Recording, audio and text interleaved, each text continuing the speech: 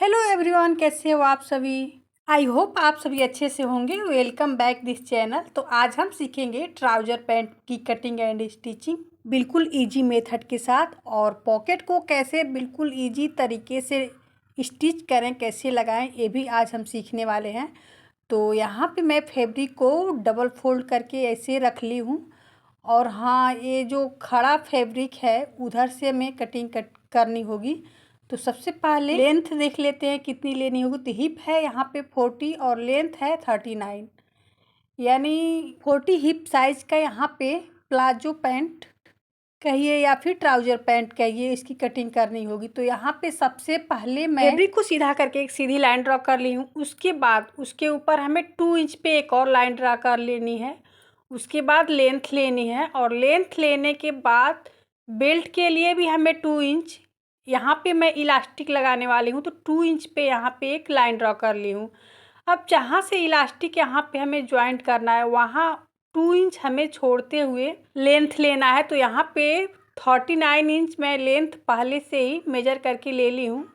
अब हमें trouser pant का वेस्ट लेना है, तो उसके लिए हमें क्या फार्मूला अपनानी होगी। तो जैसा कि आपने देखा है कि जो हमारी हिप साइज होती है उसका 4th पार्ट लेते हैं। तो यानी हमारी जो हिप साइज है, जितना भी आपका हिप है उसमें हमें 2 इंच ऐड करके लेना है। यहाँ कपड़े की चौड़ाई मैं 12 इंच रखी हूँ। अब हमें आसन निकालना है, तो आसन भी हमें सेम फार्मूले के अनुसार ही रखना होगा। तो देखिए, हिप जितना भी आपका हिप है उसका 4th लेंगे, उसमें 4 इंच इसमें ऐड करना है। तो यहाँ पे जहाँ से हमें इलास्टिक अटैच करना है सेम वहीं से हमें इंच टेप को रखना है, और दोनों साइड से हमें मेजर कर लेना है कि बराबर है कि नहीं। तो देखिए, यहाँ पे सबसे पहले मैं हिप के अकॉर्डिंग यहाँ पे हिप का 4th पे 10 इंच पे एक मार्किंग कर ले रही हूँ। उसके बाद 4 इंच इसमें ऐड करूँगी। तो देखिए, 4 इंच ऐड करने के बाद ये हो गया 14 इंच। अब 14 इंच आपको यदि ट्राउज़र पैंट ज़्यादा लूज़ चाहिए तो आप 14 इंच पे लगा दीजिए। यदि आपको फिटिंग पूरा परफेक्ट फिटिंग चाहिए तो आप 13 इंच पे लगाइए, तो एकदम परफेक्ट फिटिंग आएगी। यदि लूज आप पैंट पहनती हैं तो आप 14 इंच पे लगाएंगी तो बिल्कुल अच्छा, उठने बैठने में कोई दिक्कत नहीं आएगी और कहीं से झोल भी नहीं आएगी। बिल्कुल परफेक्ट साइज़ यहाँ पे फिटिंग तैयार होगी। तो आप अपने अकॉर्डिंग, अपने चॉइस के अकॉर्डिंग इसकी फ़िटिंग ले सकती हैं। और हाँ, इसके आसन में 2.5 इंच से कम बिल्कुल नहीं करना है। इसके बाद जहाँ तक की लाइन ड्रॉ हुई है वहाँ से हमें 2.5 इंच आगे के साइड में जाना है और एक और लाइन खींच देनी है, लाइन ड्रॉ कर लेनी है। अब देखिए, इसकी गोलाई हमें कैसी लेनी है। तो 1.5 इंच पे ऐसे हाफ सर्कल बनाते हुए ऐसे हमें लाइन बना लेनी है। और हाँ, इसको ज़्यादा गहराई करने की गलती मत कीजिएगा, वरना यहाँ पे टाइट होने लगता है और हमारी जो आसन है उठने बैठने में हमें प्रॉब्लम देने लगती है। इसलिए इसकी गहराई हमें नहीं देनी होती है, सिर्फ इसको तिरछा करके ऐसे हमें लाइन ड्रॉ कर देनी है। तो यही एक परफेक्ट तरीका है। यहीं पे लोग अक्सर गलती कर देते हैं, जिसके कारण ट्राउज़र पैंट की आसन जो होती है खींचने लगती है। अब हमें यहाँ से मेजर करना है और इंच टेप को फोल्ड करते हुए सेंटर में ऐसे मार्किंग कर लेनी है और एक सीधी लाइन ड्रॉ कर लेनी है। तो देखिए, यहाँ पे ऊपर के साइड में सीधी लाइन ड्रॉ हो चुकी है। सेम ऐसे ही हमें नीचे के साइड में भी सीधी लाइन बना लेनी है। तो देखिए, सबसे पहले हमें लाइन को ऐसे सीधा मिला लेना है, और मिलाने के बाद देखिए, अब इधर से हमें 2 इंच पे ऐसे एक मार्किंग करनी है। 2 इंच पे मैं मार्किंग कर ले रही हूँ। 2 इंच पे मार्किंग करने के बाद जितना भी आपको मोहरी रखना है उतना आप रख लीजिए। और हाँ, सेंटर लाइन खींचना ज़रूरी है। तो सबसे पहले मैं सेंटर की लाइन खींच ले रही हूँ। तो इसको इंच टेप को ऐसे रखते हुए इसको फोल्ड कर ले रही हूँ, और फोल्ड करने के बाद जितना भी आ रहा है उतने पे हमें मार्किंग करते हुए एक लाइन ड्रॉ कर लेनी है। लाइन ड्रॉ हो चुकी। अब ये जो बीच वाली लाइन है उसको ध्यान में रखते हुए हमें सेंटर लेना है, और जितनी भी आपको मोहरी रखनी है उतना आप ले लीजिए। तो मैं यहाँ पे 9 इंच मोहरी रखी हूँ। दोनों साइड में हाफ इंच सिलाई मार्जिन भी रहेगी, तो यहाँ पे 8 इंच के करीब में यहाँ पे आ जाएगा। कुछ मीडियम साइज की आप ट्राउज़र बना रही हैं तो लेग शेपर को इस तरह रखना है, और यदि हैवी साइज का जो बना रही हैं ट्राउज़र पैंट तो लेग शेपर को कुछ इस तरह रखना है। तो मैं यहाँ नॉर्मल साइज़ का ही बना रही हूँ। तो लेग शेपर को मैं कुछ इस तरह रखूँगी और रखते हुए इसकी एक लाइन ड्रा कर लेनी है। तो यहाँ पे लाइन कंप्लीट हो गई है। अब दूसरे साइड से भी हमें लेग शेपर को रखना है और हल्का सा ऐसे कर्व देते हुए हमें लाइन ड्रा कर लेनी है और इस लाइन को नीचे तिरछा ऐसे मिला लेना है और मिलाने के बाद इसकी हमें कटिंग कर लेनी है। तो ये हमारी जो ट्राउज़र की कटिंग कंप्लीट हो जाएगी। तो फ्रेंड्स, यदि चैनल पे नए हैं, वीडियो पहली बार देख रहे हैं, तो चैनल को सब्सक्राइब ज़रूर कर लीजिएगा और वीडियो आपको ज़रा सी भी हेल्पफुल लगती है, अच्छी लगती है, तो एक लाइक ज़रूर कर दीजिएगा और अपने दोस्तों और रिश्तेदारों में शेयर ज़रूर कीजिएगा, जिससे कि ये वीडियो सभी लोगों तक पहुंच सके। तो देखिए, यहाँ पे फ्रंट पार्ट की कटिंग करने के बाद इसी को बैक पार्ट पे रखते हुए हमें कटिंग कर लेनी है। तो देखिए, बैक पार्ट के लिए भी मैं फैब्रिक को कुछ इस तरह रख ली हूँ और हाँ, ये जो फैब्रिक थी कुर्ती की कटिंग करने के बाद ये जो फैब्रिक बचा है उसमें मैं इसकी कटिंग कर रही हूँ। तो अब देखिए, 2 इंच पे हमें एक निशान लगानी है और ऐसे आसन के साइड में 2 इंच पे निशान लगानी है और सबसे पहले आसन को हमें सीधा कर लेना है और सीधा करने के बाद 2 इंच पे से निशान लगाकर और उसकी जैसे फ्रंट में हमने गोलाई दिया था ऐसे ही बैक में भी गोलाई दे देनी है। इसके बाद बैक वाले पार्ट को हमें लंबा रखना है 2 इंच कमर के साइड में। तो देखिए, यहाँ पे कमर के साइड में फैब्रिक थोड़ा कम पड़ रहा है, तो कोई बात नहीं। फैब्रिक कम पड़ रहा है तो जो फ्रंट वाला पार्ट है उसमें से हमें 1/2 इंच कम कर देंगे तो हमारी जो फैब्रिक है वो एडजस्ट हो जाएगी। तो देखिए, नीचे के साइड में जो पैर के साइड में, मोहरी के साइड में हमें फैब्रिक को एक्स्ट्रा नहीं करना है, सिर्फ थाई के साइड में ही हमें 2 इंच फैब्रिक को बढ़ा के रखना है। अब इससे ऊपर के साइड में देखिए, कुछ इस तरह हमें तिरछा ले जाते हुए आसन के साइड में हमें 2 इंच फैब्रिक को बढ़ा के रखना है। तो देखिए, जिस तरह मैं कटिंग कर रही हूँ सेम ऐसे ही आपको करना है। अब यहाँ 1/2 इंच कम फैब्रिक पड़ रही थी तो मैं फ्रंट से फैब्रिक की 1/2 इंच कटिंग कर दी हूँ तो ये एडजस्ट हो गया है। तो बैक बिल्कुल बराबर हो गया है, परफेक्ट जितना हमें चाहिए उतना हमें मिल गया है। तो देखिए, यहाँ पे कटिंग कंप्लीट हो गई है। तो कुछ इस तरह हमें कटिंग को कंप्लीट कर लेना है। जब इस तरह कटिंग करेंगे तो जो हमारी पैंट में झोल आ जाता है और खींचने की समस्या हो जाती है वो कभी नहीं आएगी। अब आप चाहें तो इसमें मियानी भी लगा सकती हैं या फिर इसको ऐसे ही भी सिल सकती हैं। तो मैं इसमें मियानी लगा ली हूँ क्योंकि जो कस्टमर हैं उनको बिल्कुल ढीला ढाला ट्राउज़र चाहिए, बिल्कुल चसना नहीं चाहिए। तो वो बोली हैं कि मुझे मियानी लगा कर दो, तो मैं मियानी इसमें पतला सा जॉइंट कर ली हूँ। अब इसमें हमें पॉकेट को जॉइंट करना है। तो एक साइड में मैं पॉकेट लगाऊंगी और एक साइड सिंपली ऐसे सिल के रखूँगी। तो पॉकेट लगाने के लिए हमें एक और फैब्रिक की आवश्यकता होगी। तो इसमें फैब्रिक बचा नहीं था तो मैं दूसरी फैब्रिक यहाँ पे ले ली हूँ और इसकी चौड़ाई, इसकी लंबाई देखिए कितना है। तो 7 inch double fabric 7 inch width है एंड इसकी लेंथ है 13 इंचेज। तो देखिए, एक साइड में मैं 8 इंच लंबा यहाँ पे फैब्रिक ज्वाइंट कर ली हूँ, 3 इंच चौड़ा है क्योंकि पॉकेट लगाने पे फैब्रिक दिखेगा तो यहाँ पे फैब्रिक ज्वाइंट करने पे ये दिखेगा नहीं। अब हमें पॉकेट का शेप दे देना है थोड़ा सा तिरछा कटिंग करते हुए। अब 8 इंच पे हमें एक निशान लगाना है और यहाँ पे छोटे से कट लगा लेने हैं। इतना पार्ट हमें खुला रखना है।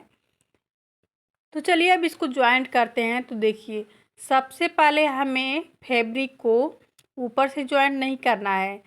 जितना हमें फोल्डिंग करनी है बेल्ट में इलास्टिक लगाने के लिए उतना हमें फैब्रिक को छोड़ते हुए हमें पॉकेट को ज्वाइंट करना है। तो देखिए, यहाँ पे मैं मार्किंग कर ली हूँ और इतना मैं फैब्रिक को छोड़ दूँगी और यहाँ से मैं इस फैब्रिक को ऐसे रखते हुए इस पर स्टिच चलाऊँगी। तो सेम प्रोसेस ऐसे ही आपको भी करनी है। तो चलिए इसको स्टिच कर लेते हैं। तो जहाँ तक मार्किंग हुई है वहीं तक हमें स्टिच चलानी है। अब देखिए, एक साइड की स्टिच कंप्लीट हो गई। अब हमें ये जो फैब्रिक वाला पार्ट है इसे हमें सेकेंड पार्ट के साथ ज्वाइन करना है। सेम जैसे पहले मैंने 2 इंच फैब्रिक को छोड़ते हुए ज्वाइंट किया था, सेम ऐसे ही इसमें भी इसी प्रोसेस के अकॉर्डिंग यहाँ पे स्टिचिंग करनी है। तो चलिए इसकी भी स्टिचिंग कर लेते हैं। तो पहले सिलाई को लॉक करते हुए हमें इस पे स्टिच चलानी है। तो देखिए यहाँ पे स्टिच हमारी कंप्लीट हो गई। अब स्टिच चलाने के बाद हमें पॉकेट को स्टिच करना है। तो देखिए दोनों साइड में फैब्रिक यहाँ पे स्टिच हो चुकी है। तो देखिए कुछ इस तरह ज्वाइंट हो चुका है। अब हमें फैब्रिक को ऐसे सीधी साइड से कुछ इस तरह फोल्ड करना है पॉकेट को, और इस पे स्टिच चला देनी है। तो पॉकेट को पहले सिल के तैयार कर लेते हैं। तो देखिए यहाँ पे सीधी साइड है, ये पैंट का सीधा साइड है, और पॉकेट को कुछ इस तरह सिल के तैयार कर लेंगे। तो यहाँ पॉकेट की स्टिचिंग कंप्लीट हो गई है।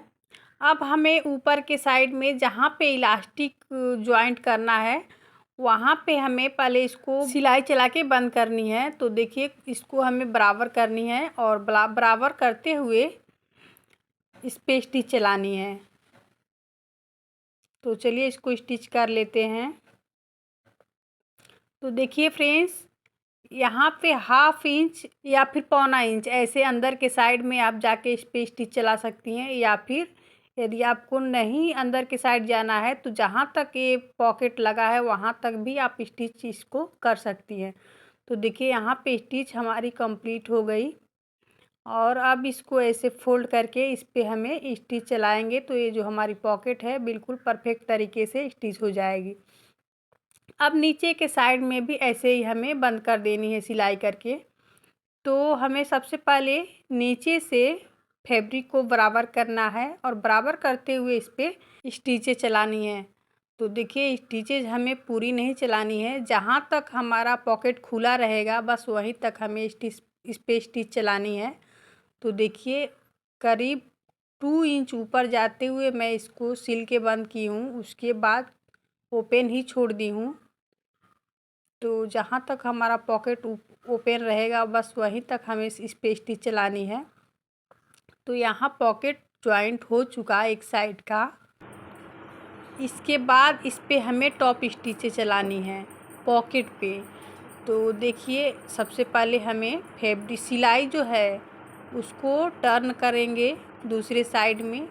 देखिए इसको कुछ इस तरह मैं इसको टर्न कर ली हूँ, और टर्न करने के बाद इसको इस पे टॉप स्टिचें चलाई हूँ। जहाँ तक हमें हमारा पॉकेट है बस वहीं तक हमें स्टिच चलानी है, पूरी की पूरी नहीं चलानी है। आप अपने चॉइस के अकॉर्डिंग पूरी भी तो चला सकती हैं। तो देखिए यहाँ पे सिर्फ पॉकेट में ही मैं टॉप स्टिचेस को सिल के कंप्लीट कर रही हूँ। उसके बाद देखिए यहाँ पॉकेट को लॉक कर देंगे, लॉक वाली स्टिच चला देंगे यहाँ पे, तो पॉकेट जो है वो लॉक हो जाएगी। दोनों साइड में हमें स्टिच चलानी है। इसके बाद हमें क्या करना है कि ये जो पॉकेट है इसको इसमें ज्वाइंट कर देना है। तो चलिए इसको ज्वाइंट कर लेते हैं, उसके बाद इस पर इलास्टिक अटैच करेंगे। तो देखिए यहाँ पे सिलाई हमारी कंप्लीट हो गई है पूरा। अब इसको प्रेस कर देंगे तो जो सिलाई है कंप्लीट हो जाएगी। अब ये जो दूसरी साइड का है इसमें मैं पॉकेट नहीं लगा रही हूँ, इसको सिंपली ऐसे इसको स्टिच कर दे रही हूँ। और चलिए इसको स्टिच करके कंप्लीट कर लेते हैं।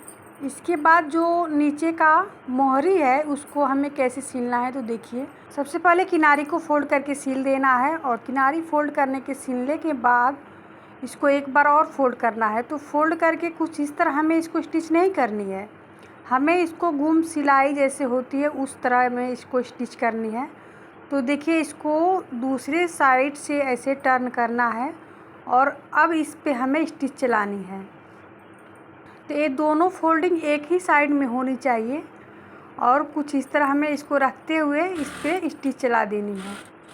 तो चलिए इसको स्टिच करके कंप्लीट कर लेते हैं। तो देखिए यहाँ पे हमारी स्टिच कंप्लीट हो गई है। अब इसको डबल स्टिच करके इसको लॉक कर देंगे इसकी सिलाई को। तो देखिए यहाँ पे दोनों सिलाई कंप्लीट हो गई हैं। अब इसको ऐसे हमें खोलेंगे तो ये जो हमारी सिलाई है गुम हो जाएगी, अंदर की साइड में हो जाएगी। और अब इसकी जो मोहरी है इसको ऐसे फोल्ड करके इस पे एक और स्टिच चला देंगे तो ये हमारी मोहरी बिल्कुल कंप्लीट हो जाएगी। तो इस ट्रिक की हेल्प से आप अपनी सिलाई को और भी इम्प्रूव कर सकती हैं। ऐसे और भी अच्छे अच्छे ट्रिक्स सीखने के लिए मेरे चैनल को सब्सक्राइब ज़रूर कर लीजिएगा। और हाँ, बेल आइकन प्रेस करना मत भूलिएगा, जिससे कि वीडियो की आने वाली हर एक नोटिफिकेशन आप तक पहुंच सके।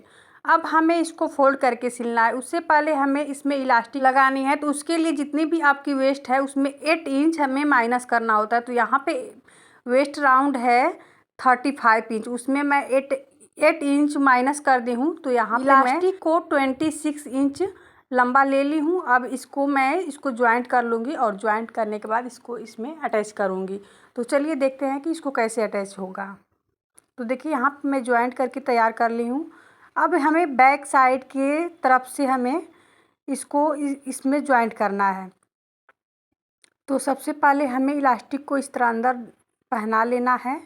उसके बाद हमें फैब्रिक को एक बार फोल्ड करना है और फिर एक बार और फोल्ड करना है। और ध्यान रहे हमें इलास्टिक को अंदर नहीं, फैब्रिक के अंदर नहीं रखना है। इलास्टिक को फैब्रिक से दूर ही रखना है। हमें इलास्टिक पे फैब्रिक की सिलाई नहीं करनी है। तो देखिए यहाँ पे कुछ इस तरह हमें इस पे स्टिच चलानी है जिससे कि इलास्टिक स्टिच में ना आए। अब इसको फैब्रिक को हमें खींचते हुए इलास्टिक को बाहर करते हुए हमें इस पे स्टिच चला लेनी है। तो चलिए इसको स्टिच को कंप्लीट कर लेते हैं। तो देखिए फ्रेंड्स, यहाँ पे जो इलास्टिक है यहाँ पे अटैच हो चुका है, इसमें लग चुका है। अब स्टिच लगाने के बाद हमें क्या करना है कि इस फैब्रिक को हमें बराबर कर लेना है, चारों तरफ एक बराबर होनी चाहिए फैब्रिक। अब इसको बराबर करने के बाद इस पे इलास्टिक पे हमें स्टिच चलानी है और इस पे भी स्टिच चला के हमें इसको कंप्लीट कर लेना है। उसके बाद इसकी आयरन करके चलिए देखते हैं इसकी फुल स्टिचिंग, फुल व्यू कैसा है, ये प्लाजो बनके कैसे तैयार हुआ है। ये रहा ट्राउज़र का फुल लुक। तो देखिए इसकी ये पॉकेट कितनी फिनिशिंग के साथ इसमें जॉइंट हो चुकी है। तो आपको मैं नज़दीक से दिखा दे रही हूँ, ये रहा इसका ट्राउज़र का फुल लुक। तो फ्रेंड्स, कहीं भी कुछ भी डाउट हो यदि आपको तो कमेंट करके आप पूछ सकती हैं। मैं करती हूँ कि ये वीडियो आपको ज़रूर पसंद आई होगी। तो आज के लिए बस इतना ही, मिलते हैं अगले वीडियो में। तब तक के लिए bye, take care, thank you for watch my videos.